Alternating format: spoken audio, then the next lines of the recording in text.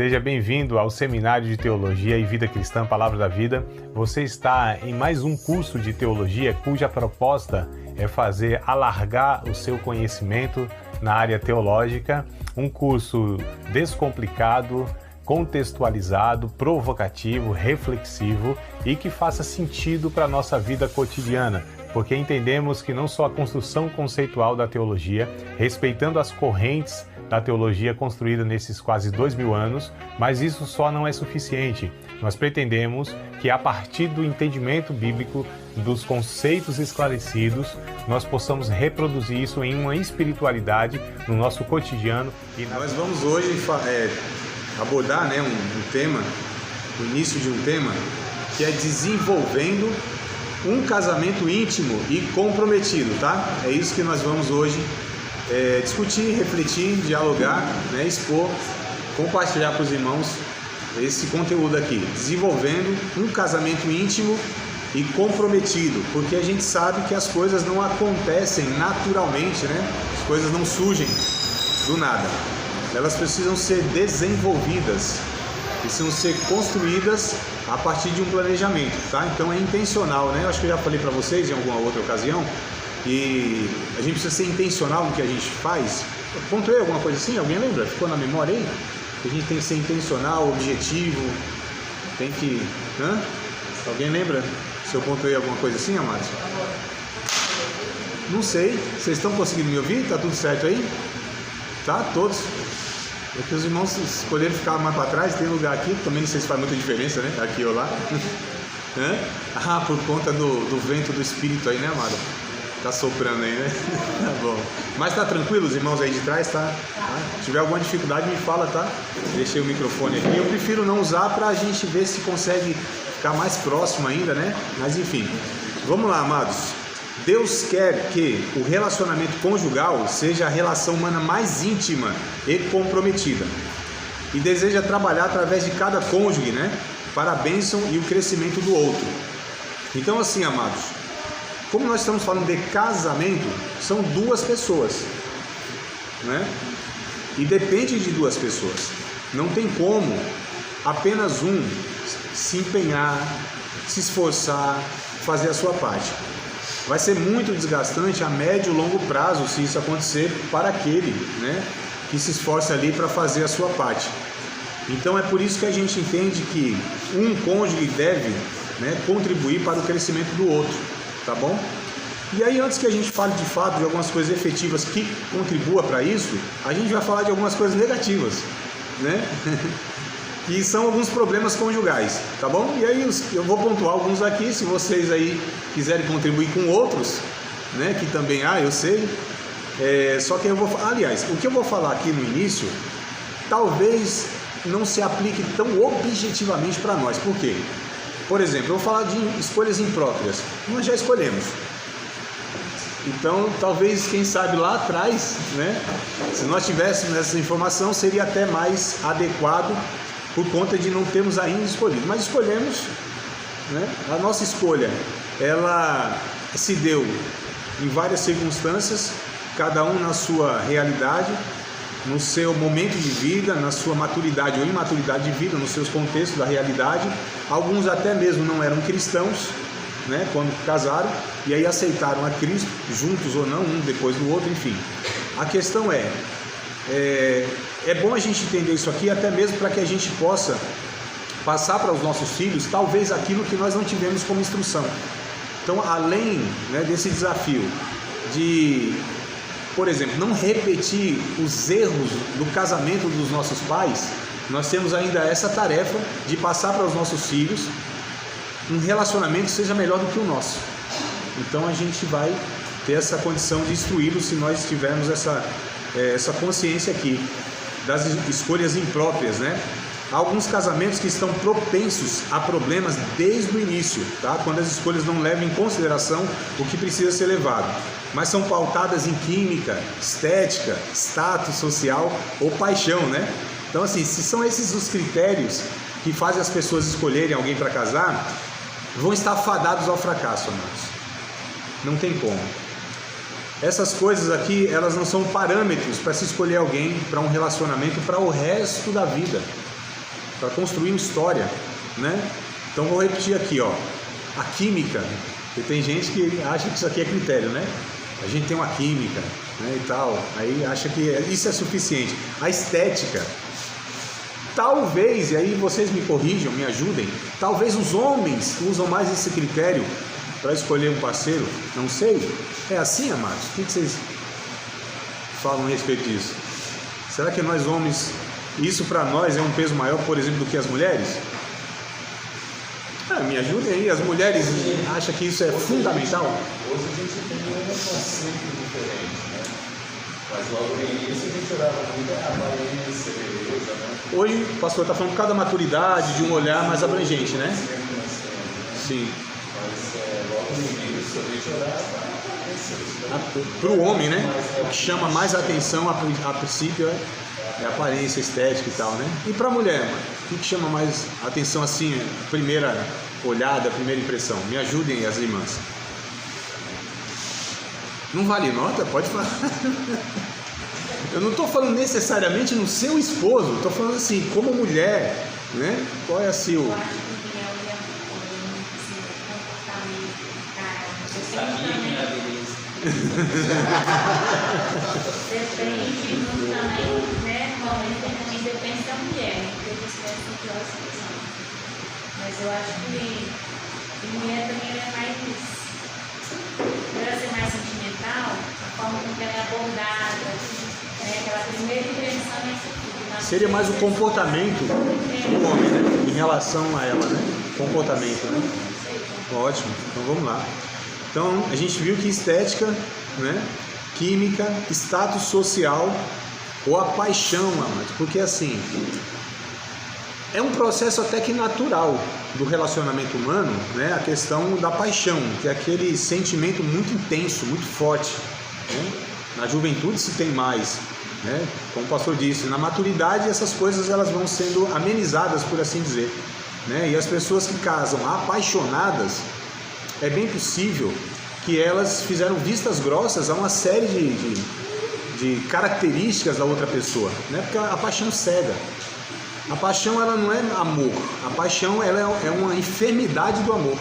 A própria palavra, etimologia, não sei se eu já compartilhei isso com vocês, mas a própria palavra paixão, de onde vem a palavra patos, patologia, doença, né? Então é essa deformação do conceito de amor, que é algo muito intenso, né? Então também não é parâmetro, tá? Então se foram esses critérios, ou se são esses os critérios, com certeza esse casamento vai ter grandes problemas desde o início, né? E a tendência é sempre piorar. Expectativas irreais, amigos, também, tá? Expectativas irreais. Quando há problemas sérios no relacionamento e um dos cônjuges espera que haja mudanças instantâneas e significativas após o casamento, né? A possibilidade de não haver é quase certa, pois as pessoas não mudam apenas porque casaram, né? Ou ao longo da vida pouquíssimas coisas irão mudar. Quando ele casar, acho que vai mudar esse comportamento. Vai não. A tendência em piorar é quase que certa. Ao longo da vida, o ser humano muda muito pouco daquelas suas características iniciais, né? E até fica também para nós que já escolhemos, já somos casados, a gente não esperar mudanças radicais no nosso cônjuge. Não é assim. O ser humano é muito devagar para mudar hábito. Por mais que a gente mostre por A mais B, por mais que aquilo seja evidente que está prejudicando o relacionamento, a resistência do ser humano é muito grande, irmãos. Os corações são endurecidos, né? A teimosia, o orgulho impedem que haja essas mudanças, né? Que deveriam ser velozes. Então a gente deveria ser muito ligeiro para fazer alterações no nosso comportamento em relação ao outro. Quando o outro fala, ó, isso aqui não é bom, isso aqui me ofende, isso aqui me chateia, isso aqui está prejudicando o nosso relacionamento. Ao ouvir isso, a gente já deveria estar pronto. Então vamos mudar, ué. Não seria uma coisa lógica, racional? Mas na prática não é assim, né, amados? Quantos anos leva para mudar coisas assim, que poderiam ser mudados facilmente, no sentido da prática? Então, infelizmente é assim. Tem uns que ficam na expectativa e na esperança. Não, vai mudar. Tem alguns que não vão mudar nunca. E me parece que vai agravando mais ainda, né? A indisposição de mudar. Porque as pessoas têm uma tendência: eu sou assim, eu faço assim há não sei quantos anos. Aí cristalizou aquilo na cabeça da pessoa. Para mudança, muitas vezes é necessário uma tragédia, uma coisa muito, sabe, algo muito brusco mesmo, assim, muito intenso, para que a pessoa acorde, né, e venha a realidade. Mas se essas coisas não acontecem, ou o Espírito Santo, de uma maneira muito poderosa, vai lá e transforma aquela pessoa, né? E nós estamos falando de cristãos, hein? Eu estou colocando isso aqui nessa realidade nossa de cristãos, que deveríamos ser mais propensos, deveríamos ter mais disposições a mudanças, a conversões, porque é isso que o Evangelho nos propõe, né? Que a palavra de Deus ela possa ir nos moldando, nos mudando, nos transformando, cada vez que nós tivéssemos contato com a palavra de Deus. Mas infelizmente parece que não é bem assim na nossa realidade, né, amado? No ideal deveria ser, mas no real, eu estou errando muito na fala, amados? A pastora Tatiana, ela fala que isso aí, na questão de mudança, síndrome da Gabriela. Isso. Eu nasci assim. Eu cresci assim, vou morrer assim. Gabriela. Esse aqui é só para os noveleiros das antigas, né? Mas é isso mesmo, o ser humano tem essa dificuldade, né? Poucas pessoas são quebrantadas, poucas pessoas têm um coração ensinável. Quer ver um exemplo disso? Muitos de nós frequentamos igrejas, participamos de contextos como esse, onde muitas informações são compartilhadas, muitas orientações, conselhos, enfim, são passados. Alguns até a gente concorda, né? Então, assim, eu não tenho ilusão de que eu vou falar 1h20 aqui e vocês vão concordar comigo em tudo. Também nem precisa. Não tenho também a ilusão de 1h20 de conteúdo, eu estou falando, tudo é assertivo, tudo é perfeito, né? Eu não sou inspirado, nenhum pregador é inspirado nesse sentido absoluto, é isso que eu estou dizendo. Temos que peneirar todas as coisas mesmo, pode ser quem estiver falando, o pastor, homem de Deus, a mulher de Deus, o vaso, o profeta, tem que ser peneirado, amado, de fato. Mas aí, às vezes a gente concorda, isso aqui eu concordei. Mas entre concordar e pôr em prática, aí é outra história. Fora aquilo que a gente não concorda. Então tem toda essa dinâmica, né? O que fará a diferença nas nossas vidas não é aquilo que a gente vai concordar, por exemplo, nessa proposta nossa de refletir sobre o matrimônio, sobre o casamento, etc e tal. Isso não vai fazer diferença nenhuma. Eu concordo com o André, eu concordo nisso, aquilo e tal. Não vai fazer nenhuma diferença. O que vai fazer diferença é aquilo que a gente decidir colocar em prática. Aquilo que de fato a gente aplicar na nossa vida. Isso vai fazer a diferença. Então o que você concorda, acha que é correto ou não, não vai fazer tanta diferença ou nenhuma diferença se nós não colocarmos em prática isso. Então pode participar de, 300 encontros de casais. Né? Pode ler um bocado de livros sobre matrimônio, pode ouvir os maiores especialistas. Se nós não decidirmos, colocarmos como prioridade, aplicar energia naquilo, entender que aquilo é essencial para uma qualidade de vida no nosso relacionamento, tudo se perde. Aliás, eu acho que é até pior, sabia? Quando a gente tem muita informação, a gente recebe muita instrução e não coloca em prática, o peso de culpa aumenta. Porque uma coisa é o ignorante que não tinha aquelas informações e não fazia.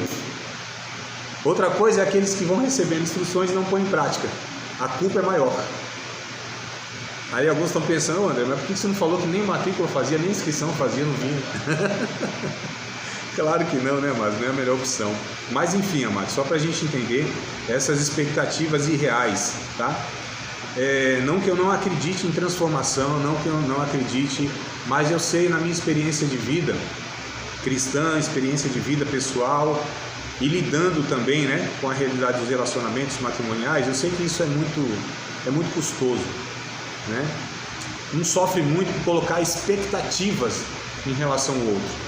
São expectativas ilusórias muitas vezes.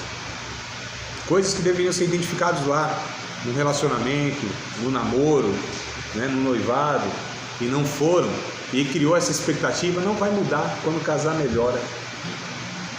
Quantos pioram, né? Preparação inadequada. Infelizmente a gente tem também essa omissão, né, das igrejas, dos nossos pais, enfim. quando não há orientações cuidadosas, né? Diferenças trabalhadas no início do relacionamento, provavelmente o casal irá se separar antes que alcance a maturidade para identificar e resolver os problemas. Então isso é outra realidade. E nós precisamos dar atenção para isso. Como eu falei, fazer isso com os nossos filhos, prepará-los, falar da realidade da vida, né? É claro que tem uma dosagem aí, tem um desafio de encontrar o equilíbrio de o que nós transparecemos para os nossos filhos, dos problemas que temos como casal e do que não. Porque se a gente vende também um relacionamento assim perfeito, onde a gente esconde as brigas, né, dos filhos, eu estou dizendo, né, assim, coloca eles numa bolha 100%, a gente vai vender para eles uma ilusão que quando chegar a vez deles, eles vão se decepcionar. Pô, meus pais tinham um casamento perfeito. E muitas vezes não era a realidade. Porque a realidade não é essa, mas nós temos nossos problemas, nossas dificuldades.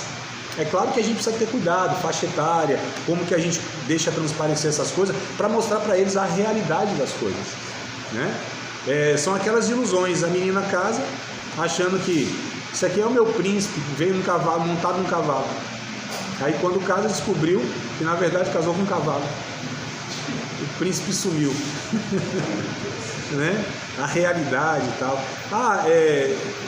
Eu queria um homem igual ao meu pai.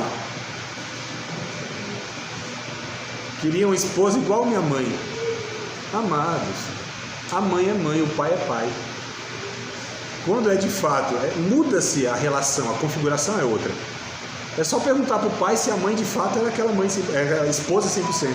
Só perguntar para a mãe se o pai era aquele esposo 100%, como a gente idealiza muitas vezes, né? E na relação pai pode ser, mãe pode ser uma maravilha, mano. Muito bom.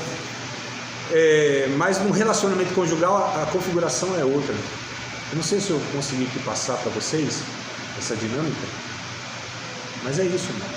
Então essa ilusão, né? Enfim, mas a gente precisa fazer isso, preparar as pessoas, e essa preparação fará uma grande diferença. Nas nossas igrejas, nós temos que nos preocupar muito com a questão da instrução pré-nupcial. Eu não estou falando para pegar o casalzinho lá que está 3 meses prestes a se casar, colocar eles numa sala e falar meia dúzia de coisas. Eu estou falando desse conjunto, né, de estrutura, pais, líderes da igreja, e amadurecendo esses jovens para o relacionamento conjugal, inclusive mostrando as coisas boas e as coisas ruins, porque existem as coisas boas e as coisas ruins no relacionamento, não é? Vocês podem pontuar assim 2 coisas boas e 2 coisas ruins. Não estou falando necessariamente na vida de vocês, só assim, não, de um conhecido de vocês. 2 coisas boas no casamento. Pronto, vou pelo mais fácil.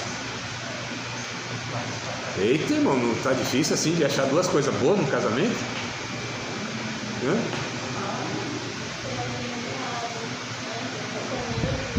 Um companheiro, uma pessoa para compartilhar. Talvez seja uma das melhores coisas que existe no casamento é ter uma pessoa ao lado, né? Não estar sozinho, né? Sim, uma coisa boa então. Outra coisa boa. Vou tomar até mais um gole d'água aqui, ó. Acho que é o que vai cuidar. Cuidar. O companheirismo acho que é a chave, porque supera o amor, né? Supera toda a coisa. Cuidar de alguém é uma coisa boa, positiva? Eu acho que sim, porque é a expressão do amor, né? Quando você decidiu amar aquela pessoa. Eu acho que cuidar do amor faz mais bem para a pessoa. A pergunta minha foi provocativa mesmo, né? Porque a gente vive numa geração, num mundo de muito egoísmo, de querer ser cuidado, de querer ser amado, de querer ser servido. E a gente precisa ter esse olhar, é uma coisa boa, cuidar de alguém, né? A gente tem muita necessidade de ser amado, mas e a nossa necessidade de amar a pessoa, ter amor para dar? É tanto amor que não cabe em nós, a gente precisa dar isso. Então 2 coisas positivas, né? Às vezes a gente quer ser amado, mas não ama. A gente quer que nos ame, mas a gente tem a dificuldade de amar. Né? Então acho que quando você demonstra amor pela pessoa, é a mesma coisa da submissão, né? Quando você é amado, é fácil submeter. Quando você ama, também é fácil você ser amado. Porque nesse negócio que quando a gente só quer o amor pra gente, mas às vezes a pessoa não olha também e ela não expressa esse amor com justiça. Não existe amor unilateral, amados. Eu vou falar uma coisa aqui com muito cuidado, porque a gente fala muito isso de Deus, né? Deus ama e acabou. Depende da resposta do ser humano. Mas eu penso que Deus, ele tem uma satisfação quando há uma resposta a esse amor. Jamais, nunca que o ser humano vai ser recíproco com Deus, como, né, não é a medida do amor. Isso aí nunca que a gente vai alcançar mesmo. Não tem como, não é isso que eu estou dizendo. O amor de Deus é inigualável. Deus nos amou antes que nós pensássemos que Ele existia, soubéssemos que Ele existia, muito menos que o amássemos, né? Ele nos amou primeiro. Mas eu penso que Deus, como uma pessoa que é relacional, também se satisfaz quando alguém demonstra, ainda que seja uma fagulha de um amor em relação a Ele, irmãos. Penso eu. Agora, para nós, isso é muito mais gritante. Então, assim, o relacionamento tem que ser recíproco. Ninguém consegue a médio e longo prazo só dar. Não tem como. Precisa ser retroalimentado, precisa ter trocas, né? Sempre alguém, de repente, dá um pouco mais do que o outro. Só que tem que ser ali algo aproximado, senão não tem como, né? Então, duas coisas positivas. E agora as coisas negativas.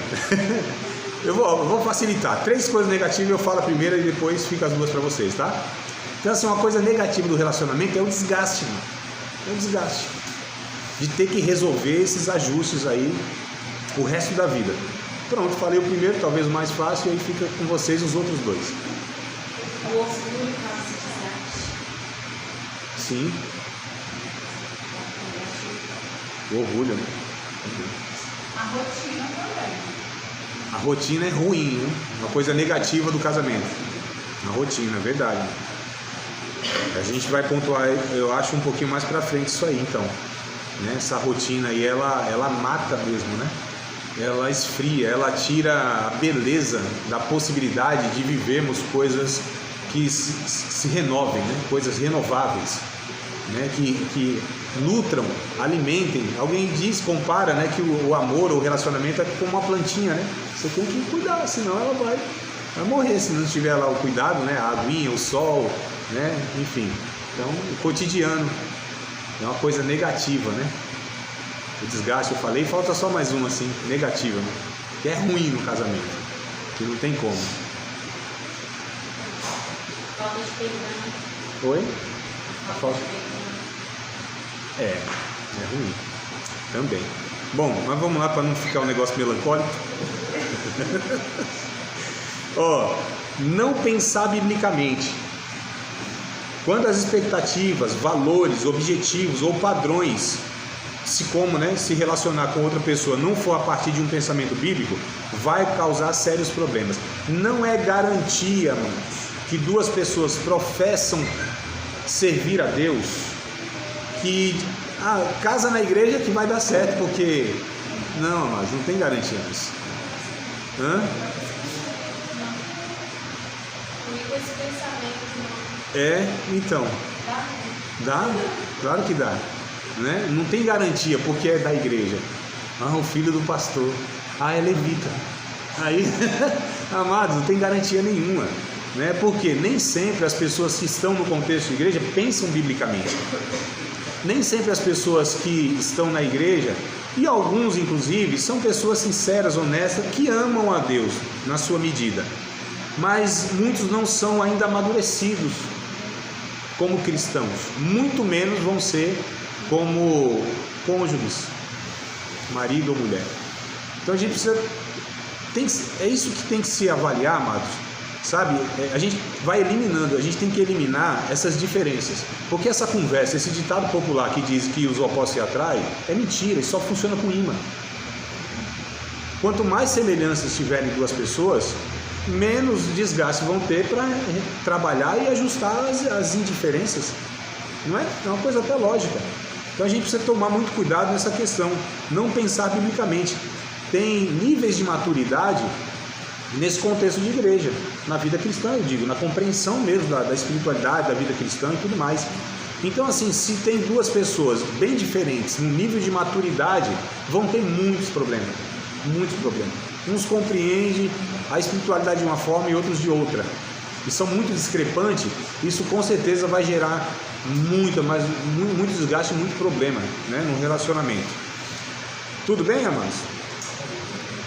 O grande plano de Deus para o casamento. Aprendemos que o casamento é parte do propósito de Deus para a humanidade, né? Portanto, alcançar os indivíduos perdidos para redimi-los. Sendo assim, o lar é o principal ambiente para a salvação, como também para desenvolvê-la. O lar é o principal ambiente para a salvação e para desenvolver essa salvação. O nosso lar, ele precisa ser o lugar mais seguro, mais oportuno para se crescer espiritualmente. O nosso lar, ele deve ser uma extensão do céu. Eu ia falar da igreja, pensei em falar da igreja, mas não vou falar. Por quê? Embora eu já estou falando. Não é uma extensão da igreja, porque na verdade é a igreja que deve ser a extensão do nosso lar. É o inverso. As pessoas às vezes têm esse parâmetro errado, né? Então nossa casa precisa ser uma extensão da igreja. Não, é o contrário. A igreja precisa ser a extensão do nosso lar, porque a nossa primeira igreja é o nosso lar, né? A nossa celebração, ela tem que iniciar no relacionamento. A vida de um adorador, principalmente, tem as suas fontes nos relacionamentos dentro de casa, porque lá é o desafio. É lá que nós nos mostramos quem de fato nós somos diante de Deus, amigos. O testemunho mais difícil para que a gente dê publicamente é para o cônjuge, para os filhos. Meu Deus do céu, na igreja é fácil. No ambiente de trabalho é fácil. Em qualquer outro ambiente é fácil. Agora em casa não. Porque em casa todo mundo sabe de fato dos nossos pecados, dificuldades. Mas é nesse ambiente que a gente desenvolve a nossa espiritualidade, maturidade. Onde a gente tem que pedir perdão muitas vezes. Vencer o orgulho muitas vezes, né? Que a irmã pontuou aqui. É lá, mas que é o desafio, grande desafio, para o homem ser o pastor da sua casa, da sua esposa, pastorear a sua esposa, seus filhos. Então, é o grande desafio do homem e da mulher de Deus é servir a Deus dentro do seu lar.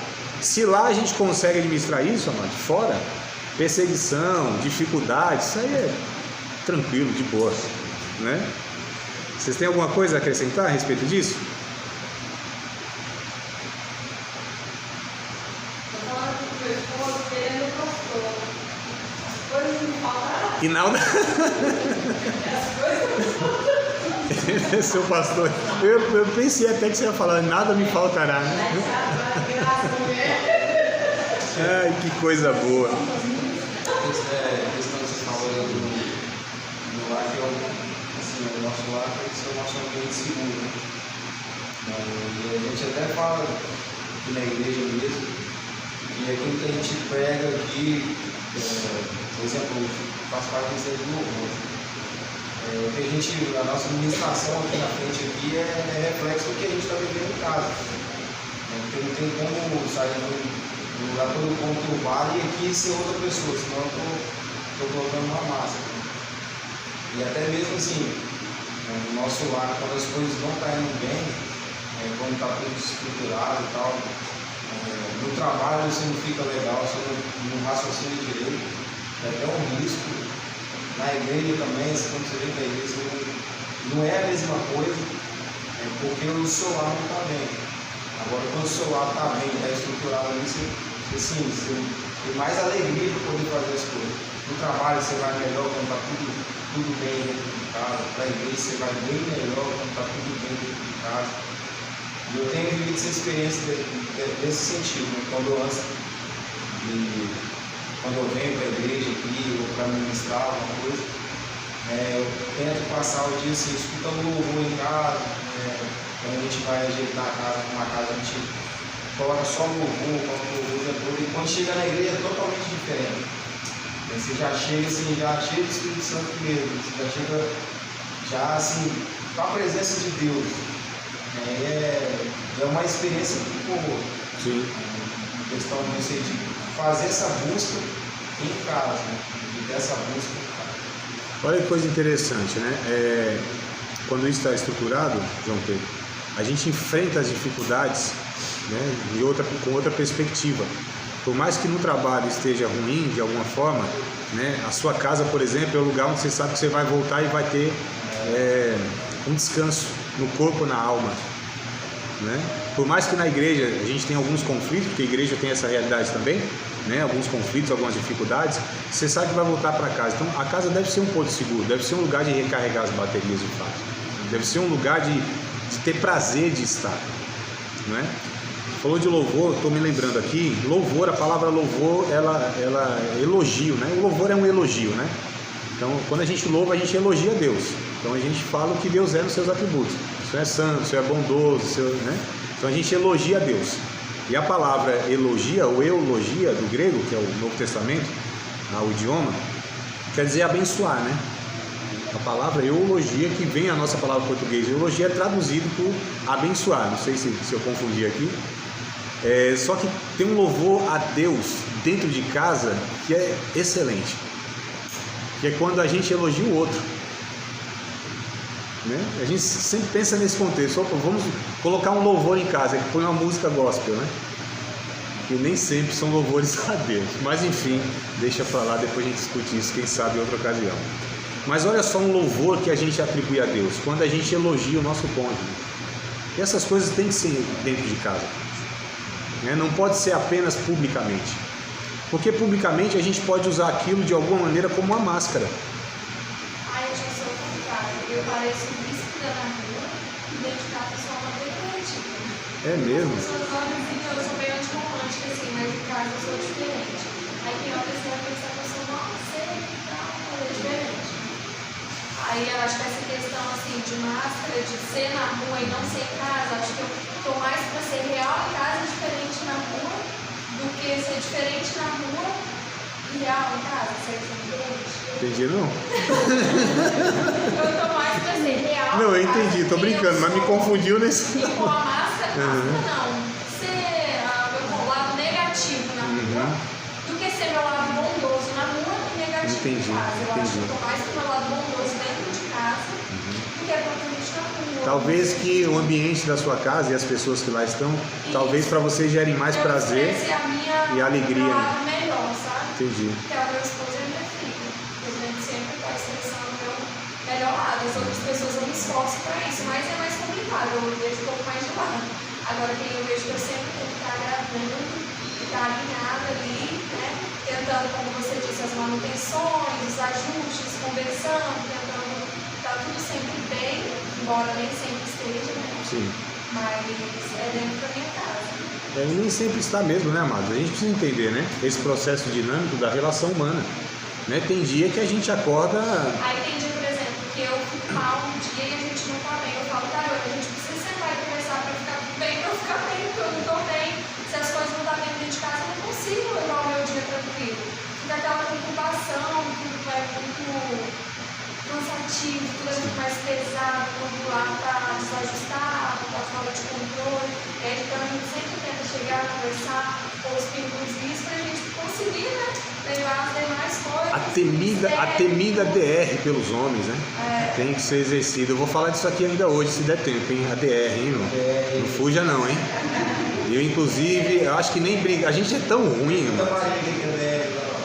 Não, daqui a pouco eu revelo. A gente é tão ruim que nem brigar direito a gente sabe. Então eu vou ensinar para vocês no final do nosso encontro aqui 7 regras boas para uma boa briga. Aguarde aí, não durma não, fique acordado. Não, eu vou. Calma, pastor, aqui. Nós vamos dar todos os instrumentos aqui para uma boa briga.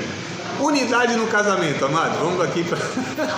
Oi, diga. Essa questão do equilíbrio no casamento, você desenvolver no lar, né?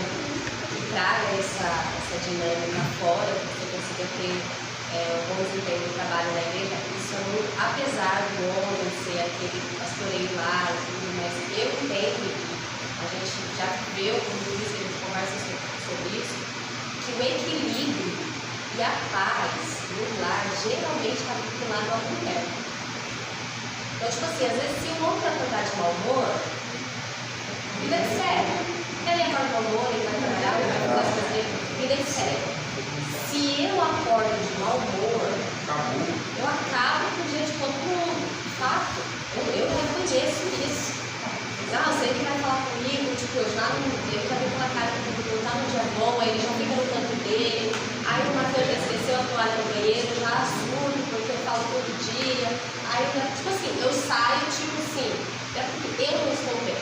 Então, em outras palestras, conversando com mulheres, a gente enxerga isso. Porque geralmente o equilíbrio de um lar depende muito da mulher. Então a gente precisa ter esse bom senso, né? Porque às vezes a gente até tira conflitos entre nossos maridos com os filhos, né? Os nossos maridos saem estressados de casa, tem problema no trabalho, às vezes em várias situações porque eles saíram do lar, onde por conta de uma situação, isso não estou falando que a gente pode ter os dias ruins, isso acontece, mas a gente precisa se policiar quanto a isso, porque eu fiz esse exercício em mim, porque eu já estraguei muitos dias nossos por conta de não estar bem e não buscar aquele equilíbrio de, eu estou bem, tipo, saio que nem um furacão levando tudo aquilo pela frente.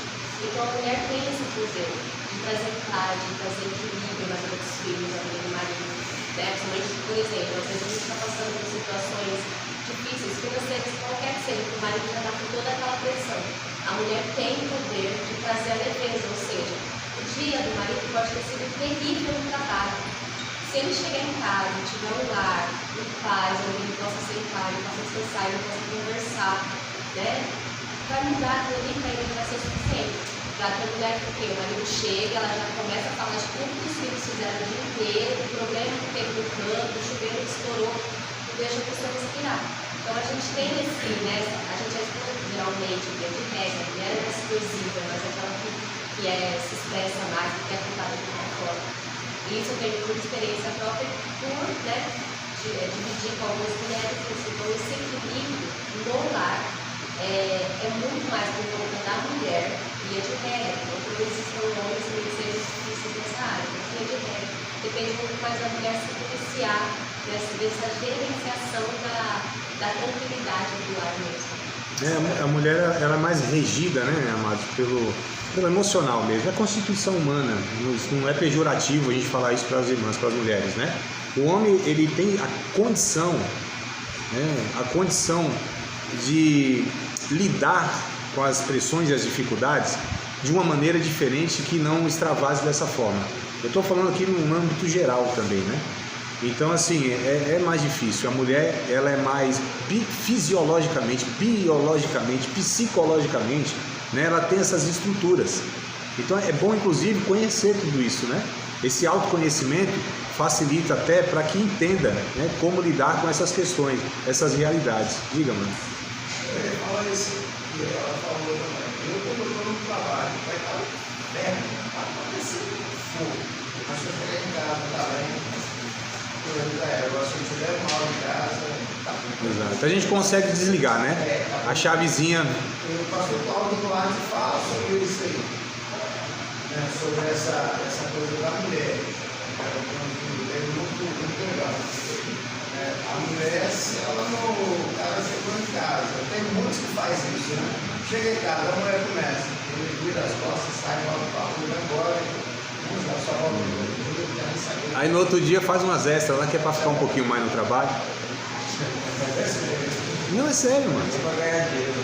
Não, é sério, é verdade mesmo. A gente fala assim, pensa que é uma brincadeira, mas muitos homens, eles fazem de tudo para não voltar para casa. Faz hora extra por conta do dinheiro, por conta de que, né, ele sabe que a casa ali vai ser Aí chega às vezes estressado nessas dificuldades, as pressões, né, no trabalho e tal, aquela coisa toda. É um supervisor, é um trabalho, é um resultado que não alcançou, a exigência lá das metas e tal, aquela coisa toda. Aí chega lá daquele jeito, a mulher chega ainda e fala dos problemas. Seu filho fez isso, sei o quê. Não pensa duas vezes, tira o cinto, bate no menino, dialoga, chuta o cachorro. Vai ser... É verdade, amado. Então, é isso que a gente precisa entender, né? O nosso lar precisa ser um lugar onde a gente desenvolva, né, espiritualmente, onde a gente amadureça, seja um lugar propício para que essas coisas sejam trabalhadas de uma maneira saudável. As tensões são inevitáveis, né? Uma boa relação, como o corpo, né, tem muitos membros e esses membros, eles constituem toda a dinâmica do corpo. E num corpo, para ser saudável, tem que ter pelo menos duas coisas. Tem que ter nervo, né? E tem que ter tendões, senão não se sustenta. Apenas ossos e pele, por exemplo, não tem como sustentar o corpo. Então toda boa relação ela é tensa e é nervosa. Só que isso precisa ser equilibrado, a gente precisa buscar essa harmonia no sentido de que os problemas eles sejam resolvidos de uma maneira a não prejudicar mais ainda, né? Daqui a pouco a gente vai ver como que a gente pode fazer isso na prática mesmo, né? A unidade do casamento, ou no casamento, unidade no casamento, é preciso ter um propósito de vida em comum, tá? Um propósito em comum de vida, né? O fato de pertencer, como eu falei, ao mesmo contexto religioso não garante o mesmo projeto de vida. A gente percebe que alguns casais, um quer ir para um lado e o outro quer ir para o outro lado. Um pensa uma coisa e trabalha para aquela coisa acontecer e o outro, né? Estão sempre de alguma maneira disputando de alguma forma a direção do lar, do casamento, dos filhos e tudo mais. Então assim, não tem como se sustentar nunca mais. O desacordo, né? Um quer tomar uma decisão e outro outra decisão. Um quer ter um estilo de vida e outro estilo de vida. Isso nunca que vai dar certo.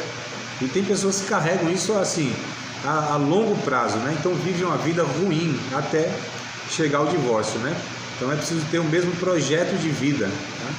Com isso quero dizer que cada cônjuge deve ser instrumento na vida do outro para encorajamento, apoio e edificação em todas as áreas de crescimento e desenvolvimento individual. Um deve incentivar o outro sempre a estar crescendo profissionalmente, né? Espiritualmente, em todos os sentidos. Tem que ter esse incentivo mútuo. Geralmente, as mulheres, elas deixam de lado a formação profissional, algumas questões, para que o esposo, né? É claro que eu estou falando no âmbito geral, né? Isso aqui é uma questão mais genérica. Só que um deve incentivar o outro para que os dois cresçam juntos, em todos os sentidos. Claro, tem as decisões que, né? Decisão do casal lá, por exemplo, a mulher fala, não, eu vou cedular o resto da vida, vou viver para cuidar desse homem, cuidar da casa e criar os filhos. Bom, essa é a decisão? Esse é o acordo que eles fizeram? Ótimo. Mas se não, é preciso ter esse encorajamento mútuo, para que um não cresça demais de uma forma e subjugue o outro, né? Essas coisas não é um problema quando você tem grandes diferenças. Quando um entende o papel dele, talvez seja amenizado. Por exemplo, quando o homem ele ascende socialmente no sentido profissional, ele vai entender que ele está fazendo aquilo porque uma mulher está dando base para ele, né? Ele não vai entender que ele chegou em tal lugar por mérito dele, pelo contrário, ele sabe que chegou lá porque tem uma mulher de alguma maneira lá dando toda uma condição para que ele chegasse lá. Então a gente precisa entender também e pensar nessas questões, tá bom? É preciso dar atenção de como o outro está no relacionamento, se melhor ou pior, né, de que quando se iniciou o relacionamento, e buscar sempre entender a complexidade do outro. Eu quero ler um texto com vocês em 1 Pedro 3 e 7. 1 Pedro 3 e 7. Porque assim, amados, é curioso no sentido que a gente vai observando, né? O olhar de um nem sempre enxerga o outro. E aí eu pergunto, e aí, tá tudo bem? A gente pergunta geralmente para o homem, né? Tá tudo bem? Porque se perguntar para a mulher, ela já fala tudo mesmo. Ah, tu entrega tudo. Aí a gente pergunta para o homem, tá tudo bem? Diz, claro que tá. Tudo ótimo. Nem sei por que eu tô aqui. Né? A minha mulher que me escreveu. Eu nem precisava estar aqui não. Tal. Ai, meu Deus do céu. 1 Pedro, capítulo 3, verso de número 7. Então, vamos ler juntos, tá, amados? Vamos ler juntos. E a questão é, amados, a gente precisa sempre ter um olhar em direção ao outro e perguntar para o outro, de fato, se está bem, se o relacionamento está bom, o que é preciso ser ajustado. Isso é mútuo. Mas, na minha experiência, os homens precisam fazer mais esse exercício. Talvez algum não pergunte porque tem medo da resposta. Né? Eu penso que muitos nem querem fazer porque tem medo da resposta. Porque a mulher vai falar mesmo o que precisa ser ajustado. Só que a gente precisa fazer isso. Como que está o nosso relacionamento, nosso casamento, mas na perspectiva do outro, não é na minha perspectiva. A minha perspectiva, via de regra, nós como homens, tá tudo certo, tá tudo bem, tá tudo tranquilo, meu Deus do céu. O que essa mulher está reclamando do quê? Amados, homens, vocês têm coragem de me ajudar nessa opinião? É assim mesmo que a gente pensa ou não? A gente não pensa que está sempre tudo bem? Não é assim? Por isso que eu chego em casa e vejo ela empurrada. Sério, eu com ela dá aquela resposta que você meio atravessado. Tem alguma coisa errada. Não estou falando da questão pontual, nessas questões, sabe? Eu estou falando no geral. A gente não tem, nós como homens, amado, eu estou falando, então eu vou falar por mim, né? A minha tendência é sempre a chamar, está tudo certo, está tudo ajustado aqui. O que precisa ser melhorado nesse negócio? O que precisa ser tratado aqui? Por que essa mulher quer conversar de novo?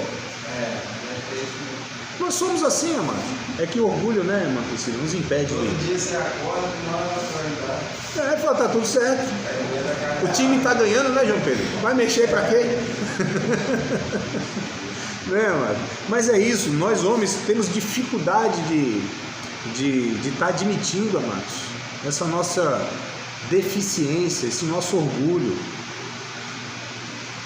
Bom, vamos lá, 1 Pedro 3:7. Alguém pode ler? Que achou aí já? Que até eu achar aqui. Da mesma forma, vocês, maridos, honrem sua esposa, sejam compreensivos no convívio com ela, pois ainda que seja mais frágil que vocês, ela é igualmente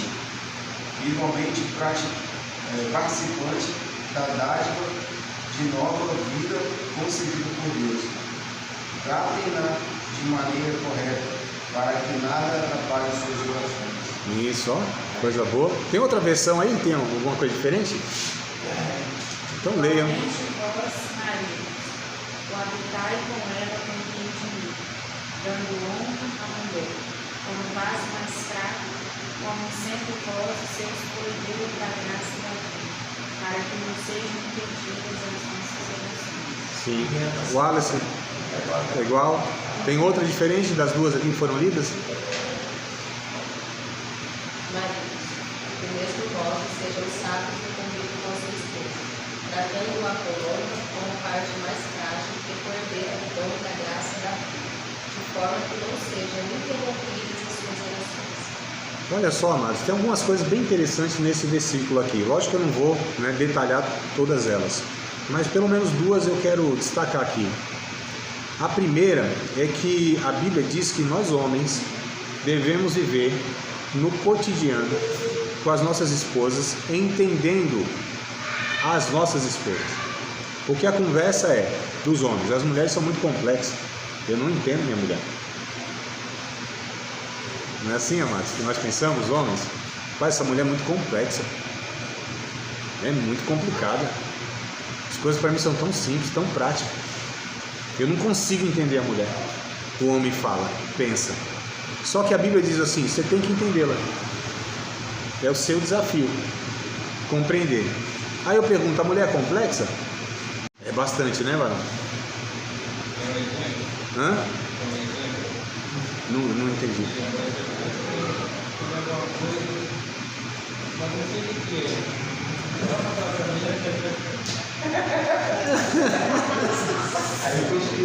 Aí, meu irmão, é joelho no chão para receber revelação. Porque se nem a mulher sabe o que é, a gente vai saber? Só o Espírito para revelar. Então a mulher, vocês concordam que a mulher é complexa, né? Tá, e as mulheres, vocês acham que os homens são complexos também? Da mesma forma, amados. Cada um com as suas complexidades. Só que olha como a Bíblia, ela pontua para os homens, para que a gente possa, né, fazer esse exercício de buscar compreender as nossas esposas. Esse é um ponto, é o nosso desafio, né? Porque é outro mundo, é outra forma de perceber a vida. A mulher tem em relação ao homem e vice-versa. Esse é o grande desafio. Esse é o primeiro ponto. O segundo é sobre quando a gente não vive dessa forma. Vocês perceberam o final do versículo? Nossas orações, elas são impedidas? Aí pode ter dois significados aqui, duas interpretações.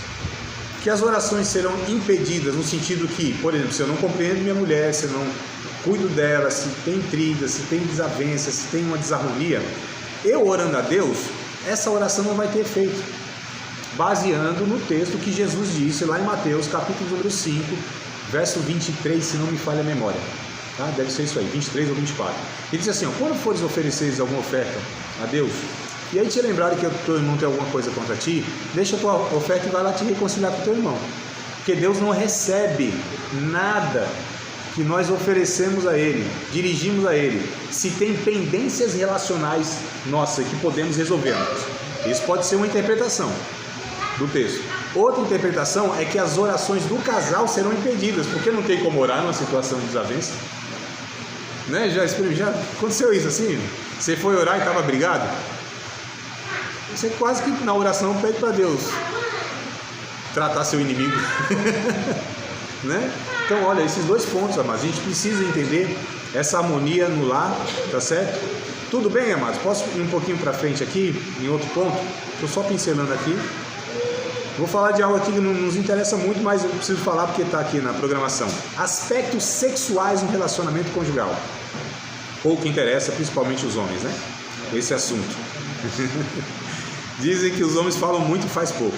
Em 1 aos Coríntios, capítulo 7, 1 aos Coríntios, capítulo 7, é nos ensinado a importância do sexo, né, no relacionamento, amados. Primeiro, se vocês quiserem abrir para acompanhar alguma leitura, 1 aos Coríntios, capítulo 7, tá? Todo esse capítulo, ele vai responder. Paulo, o apóstolo, recebeu perguntas dessa igreja.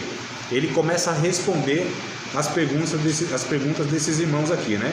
Então aí é nos ensinado a importância do sexo no relacionamento, e não deve ser usado, amados, o sexo, né, como arma de vingança, manipulação e opressão. Então eu falei a respeito dos homens lidar muito mais com a mulher, buscando entendê-la, e agora aqui eu quero abordar com as mulheres a respeito da relação sexual, que não deve ser usado o sexo para manipular o homem, para oprimir o homem e para se vingar do homem. Tá certo, minhas amadas? Isso não deve ser usado, porque é ou não é? As mulheres não fazem isso de vez em quando porque sabe o poder que tem a sexualidade, o sexo, a arma que ela pode usar, oprimindo o homem, manipulando o homem. Quando quer alguma coisa, ela sabe o caminho que deve tomar.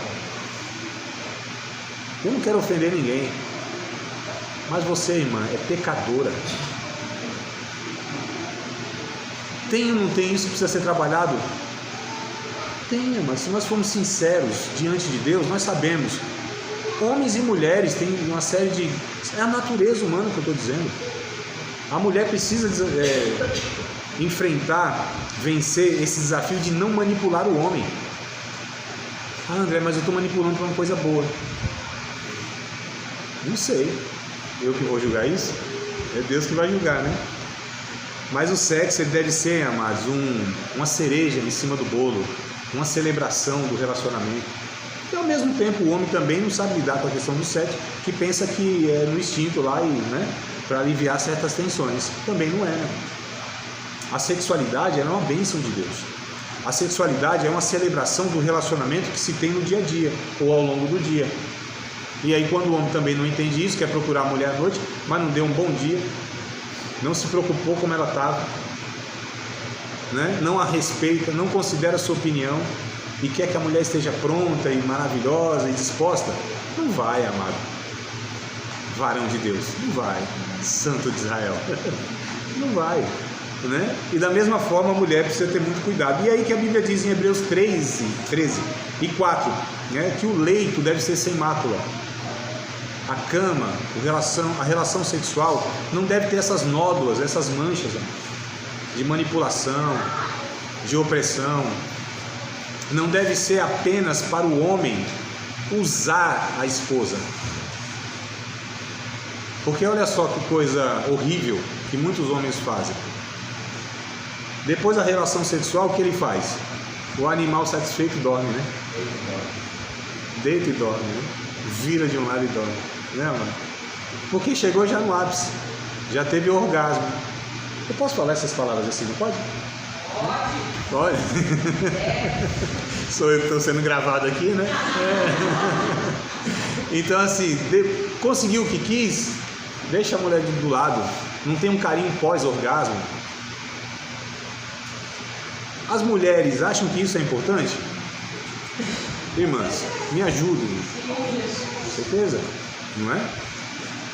Ó, Deus criou o relacionamento sexual para que dentro do casamento o casal tenha orgasmos múltiplos e como que fala? Como que eu ia usar uma palavra aqui, concomitante, mas múltiplos e ao mesmo tempo. Tem uma palavrinha, esqueci, mas é isso mesmo, deu para entender, né? O relacionamento sexual, o orgasmo, Deus criou, tá? E Deus que deu isso, não tem nada, isso não é carnalidade no sentido negativo, amados. Isso é uma bênção de Deus, louvado seja o nome do Senhor, né? Mas pelas zonas erógenas, por todo, graças a Deus. Imagina só, se fosse só para procriação, fosse só, né? Seria horrível se não tivesse o orgasmo. Então é de Deus isso. Eu acho que os anjos dizem amém quando, né, há um orgasmo múltiplo ao mesmo tempo, os dois. É uma bênção de Deus. Só que isso precisa ser feito em um conjunto, amado, de um relacionamento diário, para ser sadio, para ser abençoador, para ser uma coisa espiritual. O relacionamento sexual, amados, ele é altamente espiritual. A sexualidade é pauta da Bíblia, né? Tem alguma coisa a acrescentar, amados?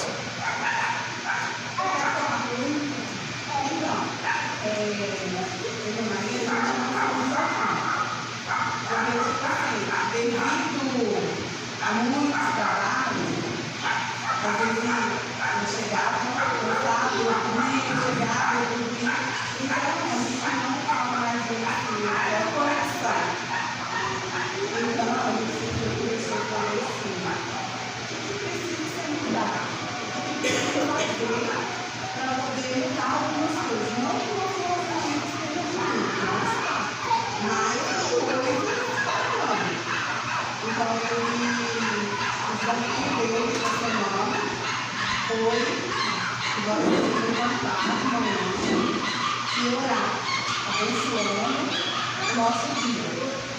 E o meu foi a gente ter mais tempo junto. Em todas as esferas. Até mesmo na relação. Então, assim, eu super bem que está nessa área e até na área sexual mesmo. Sim, é um conjunto, né? Que vai contribuindo. Amados, o texto do capítulo 7 aqui diz, por exemplo, que um não tem poder sobre o seu próprio corpo, mas é o outro que tem. Vice-versa, o texto vai dizer isso, né? A mulher não tem poder sobre o seu próprio corpo, é o marido que o tem. O marido não tem poder sobre o seu próprio corpo, é a mulher que o tem. E um não deve defraudar o outro, até como pretexto de vamos orar aqui 21 dias de Daniel, sem relação sexual. Se o outro não concordar, amados, vai coisa nenhuma. Deus não aprova isso. Ah, mas o outro está sendo usado pelo diabo, está me impedindo. Não, amados, tá não. Está certo, está correto, porque cada um sabe das suas demandas hormonais, sexuais, né? E o texto vai dizer, se for por consentimento mútuo, podem fazer isso, não por longo prazo, para que pela incontinência de vocês, alguém seja tentado pelo diabo. Está no texto, vocês já leram esse texto? Está aqui, ó. É só ler do verso 1 aqui, até o 7, mais ou menos, vai estar falando sobre essa realidade. Então a gente precisa pensar em tudo isso, tá certo? A relação sexual, ela faz uma grande diferença, positivamente ou negativamente, no relacionamento conjugal. Então é preciso pensar nisso, né? E aí, cada casal que precisa ter... Ó, a irmã falou dessa questão, às vezes, de dinâmica e tal, né? Correria da vida e tudo mais, cansaço, aquela coisa toda. O homem talvez não tenha muita dificuldade, não. Do jeito que tiver, vai, tá tudo certo, né? A mulher não, precisa de um conjunto de fatores para que ela esteja de fato disposta e que seja bom para a mulher. Mas uma coisa é certa, tem que ter, amados, uma certa frequência, e cada um que vai determinar isso, ou cada corpo, porque a gente sabe que tem, por exemplo, tem homens que têm um libido, ou mulher que tem uns libidos diferentes dos outros. Tem não, né? Isso. Claro que tem. Cada indivíduo é diferente. Até nisso também, né? E até quando há, amados, falta de sexo, isso é um grande problema no casamento. O que precisa fazer? Orar, André? Não. Também, claro, também. Como pastor, a gente nunca pode falar que não deve orar, né? Deve orar sim. Mas, amados, às vezes é uma disfunção erétil, é uma frigidez da mulher, é preciso procurar os profissionais. Seja da psicologia, seja da medicina, né? E tal, para ver o que está acontecendo, amados. Tem que se dar atenção. A sexualidade é algo assim importantíssimo no relacionamento conjugal. Então a gente precisa pensar nisso com muito carinho, né? Sabe por quê? Essas necessidades, as necessidades físicas e emocionais é alvo da sexualidade. Emocionais e físicas também. Então a gente precisa levar em consideração isso. Alguém quer falar alguma coisa a respeito desse ponto? Né? Sexualidade? Ah, tá, eu ia falar agora. Me veio na mente e eu esqueci. Às vezes é preciso, amado, agendar. Tá certo? Se o negócio está essa dinâmica na correria, agenda. Dia tal é o dia do sexo. Bom, amado, tem que se virar nos 30. Né? Correria toda, desencontro e tudo mais, aquela coisa, agenda. Dá um jeito, acha um dia lá em um horário que. Né? Eu sei que às vezes tem filho, o negócio dificulta um pouquinho mais. Né? Mas assim. Tem que ter sexo, tem que fazer sexo, tem que fazer sexo, tem que fazer sexo, tem que fazer sexo. Tem que fazer sexo, é o microfone, tá? Mas não é de qualquer forma, né? Com todo esse conjunto. Tudo bem? Fica meio tenso, né? Porque você fica assim. Eu queria fazer uma observação em cima disso. Sim.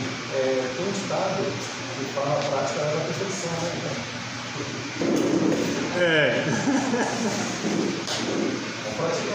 Pastor, vamos pensar, já que o senhor me provocou. Já que o senhor me provocou, calma aí. Quem engorda? Ah, tá. Você me provocou agora. Será que o exercício pelo exercício naturalmente vai aperfeiçoar? Penso que não. Se não tiver de fato esse olhar, essa preocupação, não vai. Você pode estar fazendo o exercício errado o resto da vida. Mal feito o resto da vida. E aí tem que ter um diálogo, inclusive, para o outro, porque para mim pode ter sido bom, mas tem que saber na perspectiva do outro, ou da outra, né? Então, olha só, nem sempre apenas a frequência, né, é um ponto positivo, às vezes não, às vezes a frequência é um ponto negativo, inclusive, né? Então, assim, o homem, ele quer todo dia, se aguenta ninguém sabe, mas quer todo dia, a cabeça do homem tem essa inclinação, só que a questão é essa, é feito com qualidade, a relação sexual é essa celebração de um conjunto de virtudes que vem acompanhando, para que isso seja de fato algo prazeroso, não só na questão física, mas na questão emocional também. Não é preciso que isso é só com diálogo, só com a conversa, preparado para aquilo que a gente vai ouvir e não quer ouvir muitas vezes, né? Conhecer o corpo um do outro, mano. Então, assim, é uma troca em todos os sentidos. Tudo bem? Posso continuar? Só não pode pedir nota, né? 0 a 10. Porque aí, às vezes, a gente vai ficar chateado, né? Deixa quieto, né, mano? A pastora Marília tem que ensinar uma coisa pra gente. Vai passando o dia, né? Aí quando chega o tempo assim, vai a nota de hoje. Se ela falar 2, vai ganhar 3. Se ela falar 9, fala 8, a tendência é melhorar. Até chegar na hora da 10. Deixa eu explicar. O livro Sexualidade de Ariana, não sei se você já viu, se vocês conhecem. Ele já estudou. É assim, para não ter BO, para não ter conflito, você durante o dia faz declarações de amor pro outro e pergunta: amor, de 0 a 10, quanto que está hoje? De até 3, nem procura, que vai dar BO. Sai fora. De 3 a 8, se você for carinhoso, se você me seduzir, vai rolar. E 10 é só chegar e vamos ver. Então você vai evitar, Bel. certos constrangimentos. É isso aí que a gente anda aprendendo nas palestras. Eu quero ensinar esse pessoal aí. Eu acho que pode ser um bom recurso. Funciona. É uma estratégia. Pode ser um bom recurso. Aprenderam algumas vezes. Agora, deu errado, né? Mas vamos lá. Vamos pensar, já que vocês estão esticando mais um pouquinho o assunto, eu me preocupo muito, às vezes, com essa prática, né? Nada do que foi falado aí, não, que eu achei até interessante, vou pensar um pouquinho mais aí nisso aí, de aperfeiçoar essa teoria. Mas eu me preocupo muito, principalmente o homem, que geralmente é o homem que precisa ir para a caça, né? É isso, o jogo é esse, não é, Marcos? O jogo não é esse, a conquista do homem, desde o começo? É natural, tá tudo certo, o jogo funciona assim. Eu me preocupo muito de alguns homens, só no dia que está interessado, quando trata a mulher, dá atenção, aí eu acho complicado. Quando isso é um dia a dia, aí eu penso que nem tem que ter muito esforço.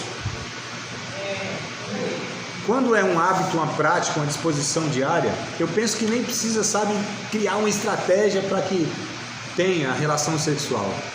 Quando é natural, né, nesse sentido, quando há uma característica, do cuidado, do carinho, do elogio, sem interesse nenhum. Sem interesse nenhum.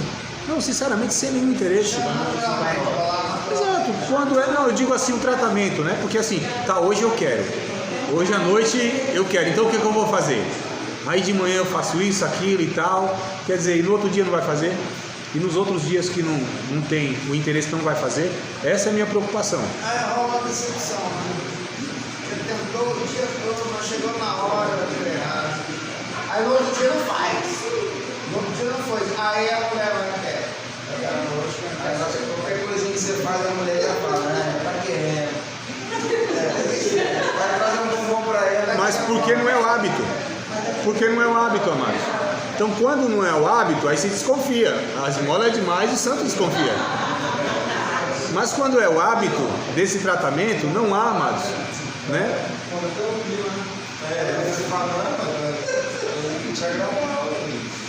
Então, mas é porque não é o hábito. É isso que eu estou querendo que vocês pensem, amados, tá? Quando a gente tem essa disposição, esse convívio dessa forma, com carinhos, com elogios, com cuidados, não precisa ter muito esforço, as coisas são naturais, não é?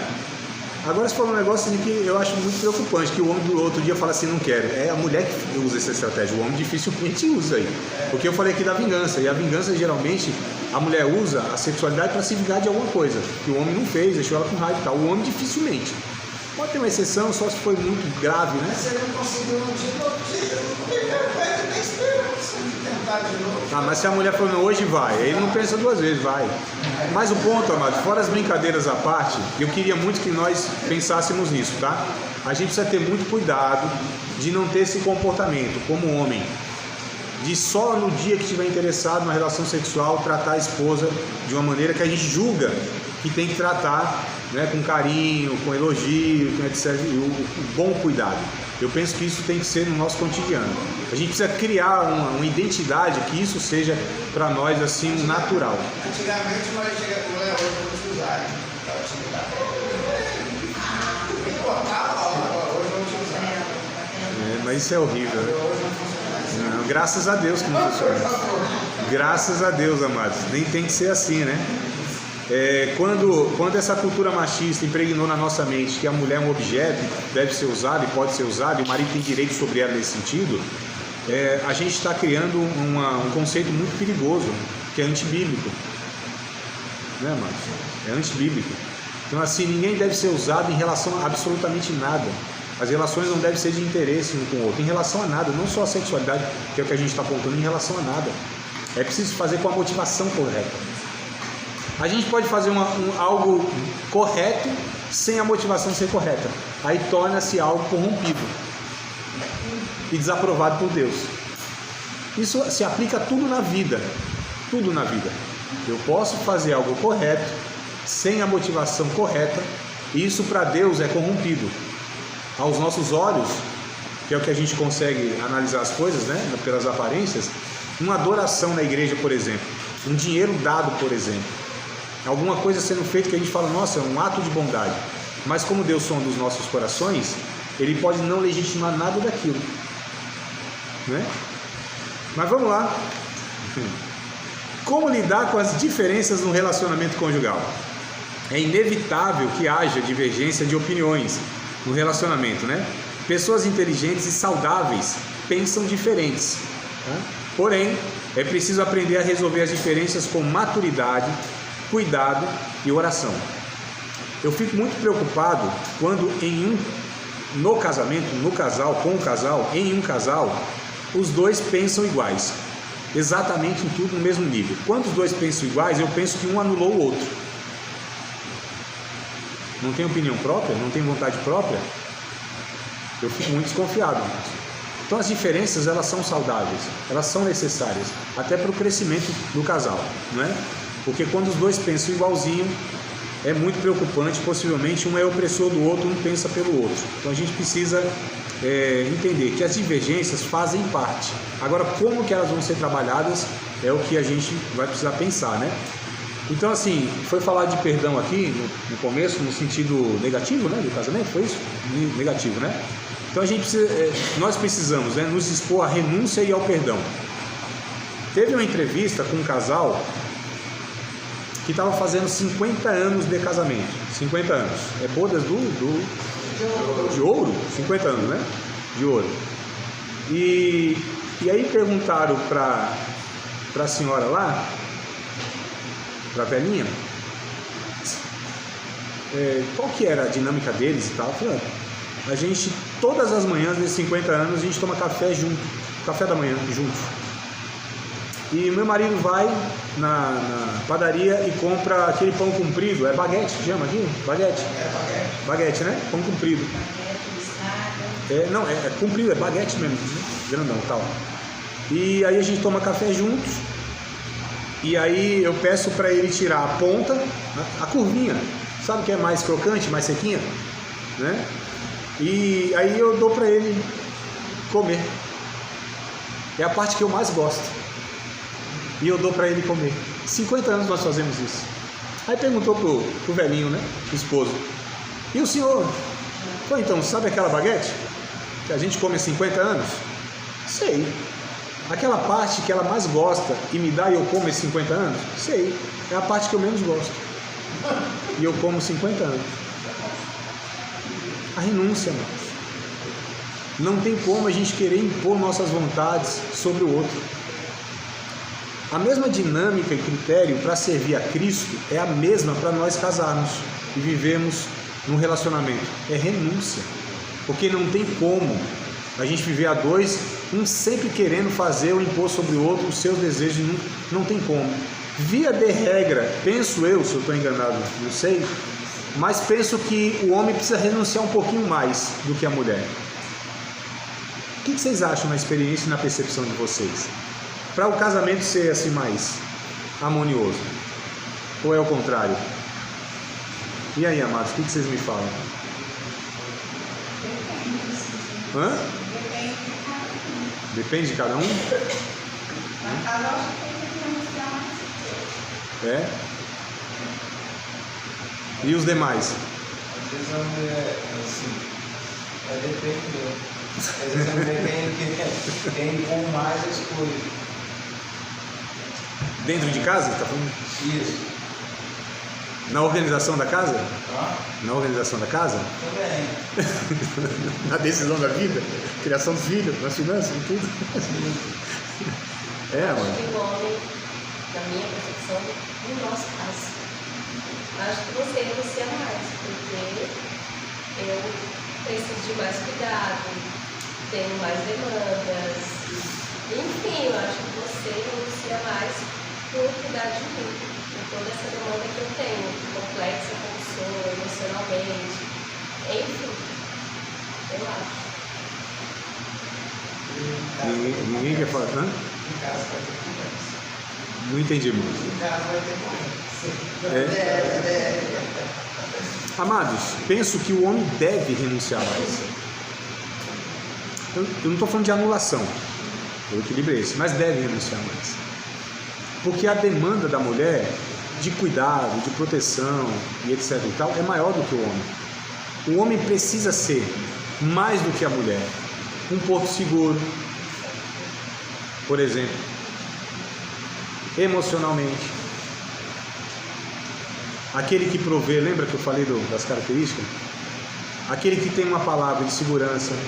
Aquele que, não que a esposa, a mulher, também não possa, né, contribuir com isso. Mas eu penso que o homem, via de regra, é exigido mais dele a renúncia em relação à mulher. Ainda que seja uma pequena proporção, mas penso que deve ser, amigos. Porque a Bíblia nunca diz para a mulher dar vida pelo seu marido. A Bíblia diz para o homem que está disposto a dar vida pela sua esposa. Então a Bíblia ensina, a despeito, apesar e até desconsiderando um pouco as nossas experiências pessoais, a Bíblia diz isso, então a gente precisa ter consideração, dar ouvidos. Se a Bíblia diz que é o homem que deve dar vida pela esposa, que é maior renúncia do que essa, e não é dar vida efetivamente, se for preciso tem que ser mesmo. Uma bala, alguma coisa, entra na frente, você morre, deixa a viúva. É ruim pensar isso, mas para outro. Mas eu não estou dizendo só nessas situações, sabe, extremas. Eu estou falando no dia a dia, dar a vida, entregar a vida, irmãos, pela família. O homem precisa ser o mártir da sua família. A disposição, o coração, o pensamento, tem que ser um mártir. Assim como Cristo se entregou pela igreja, a Bíblia diz, o homem também precisa ser esse sacrifício vivo pela sua esposa. A renúncia, ambos.